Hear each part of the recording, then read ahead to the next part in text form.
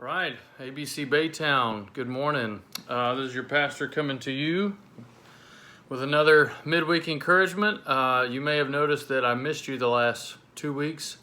Last two Wednesdays, I did not record a midweek encouragement. And that was because we were visiting family out in California, doing some camping with Elena's family. We wanted to go. We haven't been anywhere like most of the world since March, really, for visiting people and seeing family. And so we went to go see some family members, some cousins. The kids got to hang out with their cousins. We got to hang out with siblings and in-laws, and it was good. So I've missed you the last couple of weeks, but as I mentioned Sunday, I was thinking about you. I am praying for you still. And this morning, I am excited to get back into John. So just a short word this morning from John chapter 8.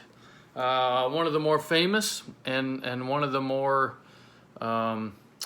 memorized, I guess, sections of Scripture, and for very good reason. So John 8 opens up with the story of Jesus and the adulterous woman. And I'll just read it to you. I'll read from verse 1 to verse 11. It says, Jesus returned to the Mount of Olives, but early the next morning he was back again at the temple, always with the people, always serving, always teaching. And a crowd soon gathered, and he sat down and he taught them. And as he was speaking, the teachers of religious law and the Pharisees brought a woman who had been caught in the act of adultery. They put her in front of the crowd. Now, we learn here in these next couple of verses that it's not really all about looking at the law and seeing what punishment this woman deserves. The part of it is we want to put Jesus on display. We want to trap him. We want to make him look like a fool in front of all these people. So, teacher, they said to Jesus with their false flattery. Teacher, this woman was caught in the act of adultery. And the law of Moses says to stone her, but what do you say, right? You've made all these crazy claims. Chapter 7 was all of these claims of Jesus of exclusivity, that he was the Messiah, that he did come from the Father. So now they're trying to put him on the spot because nothing's above the law. The law says, but what do you say? So verse 6. They were trying to trap him into saying something they could use against him, but Jesus stooped down and he wrote in the dust with his finger. And there's much speculation about what he wrote.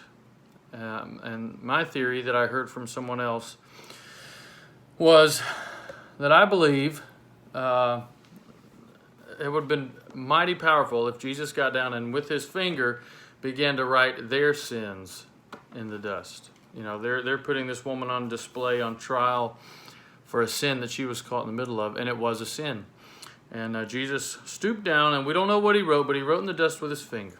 And I just think it would be mighty fascinating if he were spelling out very personal, very private sins of theirs that no one else would have known about. And they kept demanding an answer, so he stood up again and he said, all right, but let the one who has never sinned throw the first stone. And then he stooped down again and continued to write in the dust.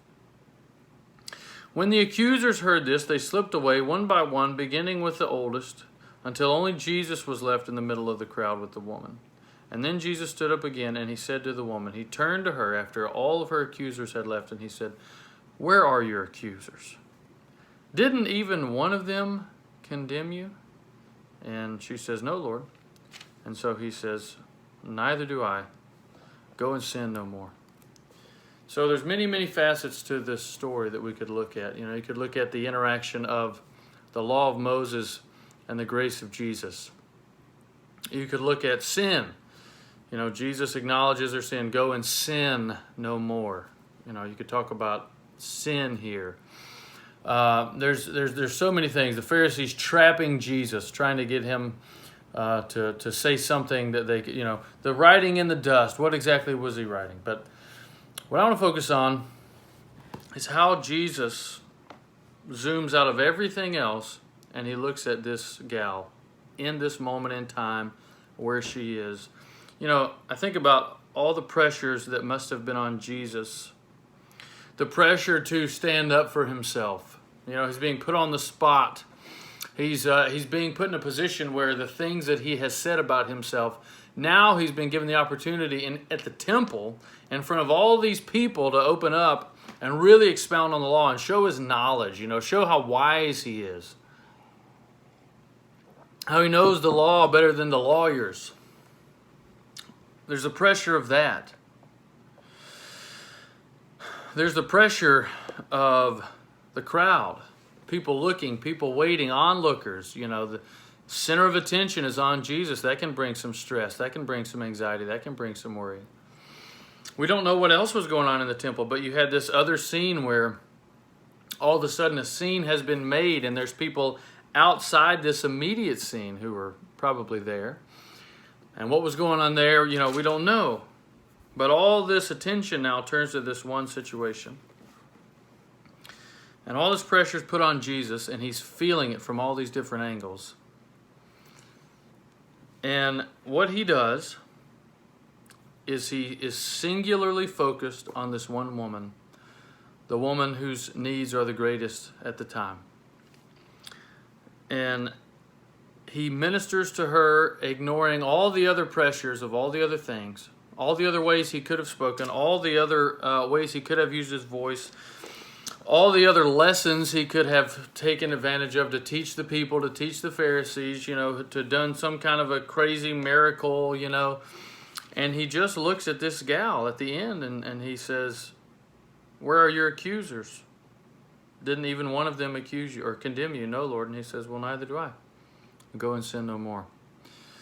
And it's the one, I'm thinking about this with the different pressures Jesus faced. It's the one pressure that didn't demand a response. The Pharisees demanded an answer. The crowds were waiting to see what happened. And this lady, whose needs were the greatest, was the one not demanding some kind of an answer. You know, she's really kind of caught in the middle of this thing going on here in the temple. But she's the one person Jesus focused on.